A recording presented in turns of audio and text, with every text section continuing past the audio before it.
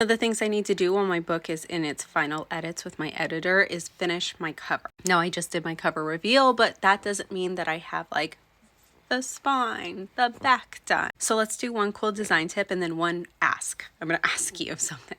One cool tip. Sometimes you want to feature an object in your design, but it is not the right color. It is not that hard to change the color in Photoshop.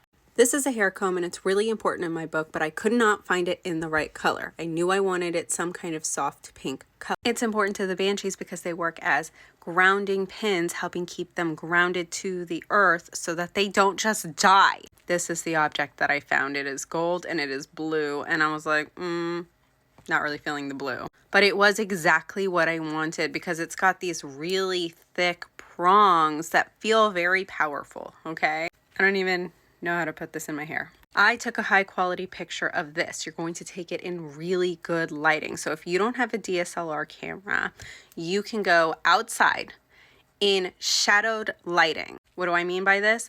Go out in the daylight, but put this thing under like a tree so that it's indirect light, okay? That is the perfect lighting. It is not too harsh, so you're going to get all the beautiful details in it, right? You're going to take it with your back camera if you're using your phone. Take a few pictures clicking on the camera so that you get a really clear, crisp image, because you might not realize that it is unclear in certain areas if you are not using that tap focus. And you don't want to run in and out of your house over and over again. Pain in the butt. Bring the picture into Photoshop and take the saturation down. I'm not always great at naming my like layers, so here is my altered pin copy. And this is what it looks like with no more color on it. Remember, it looked like this, okay? But I'm doing this so I can actually show you what the settings look like. Go to adjustments and go to vibrance. Don't go to hue saturation, go to vibrance. And the reason is because when you take the saturation down from here, it is smoother. Do not ask me why. I don't know why, but it comes out smoother, okay?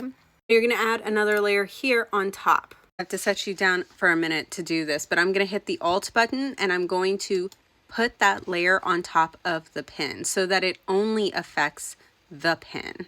I'm gonna grab my brush tool, which is right here. I'm gonna make it bigger, and I like it soft when I'm working with color.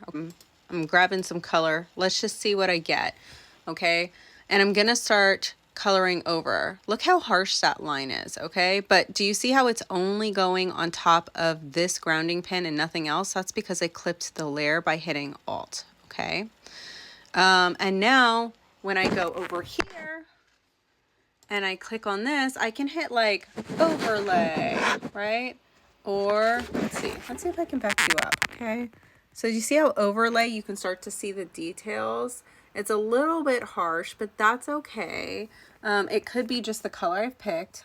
Soft light might work. Let's look at multiply. Multiply is really dark, so if I want to play with shadows, I might do that. Let's say soft layer is perfect, okay?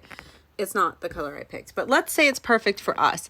What you're gonna notice is that you have these little borders also being pink, and that's not exactly right. So if you want them to be like silver, you're going to come in through here and you're just going to start erasing this. Now you can erase it, but you can't undo an erase, okay? So what I would recommend is putting a mask on that color layer right here. Now when you choose black, you can erase however much you want, and when you choose white, you can add the color back in, okay? And that is how I change the color of something in my objects when I have found the perfect object, but not in the perfect color. Now here's my ask.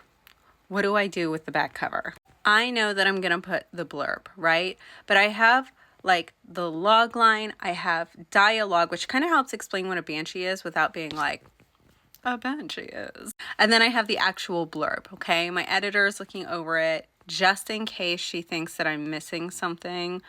That would be really helpful with the blurb, so I don't have the language here right now. But I guess I just want to know, like, have you seen any cool like back covers where you're like, oh, that's really great, that's really beautiful, can you tell me about them in the comments? One thing I've got working for me right now is the spine. I think is really beautiful because you can see the like shadows around my name, And like even this, like it's hard to tell in this image because it's not white, the video is not white balancing correctly, but this logo is like tucked in the shadows of this beautiful like herb, and it's pinkish. I actually need to get rid of this shadow because this is pain in the butt. Like what are these spots? But like here, it's like in the shadow, it's beautiful. In theory, I know that there's going to be a barcode here somewhere that I've got to do like the cover design, whatever, cut it. But like,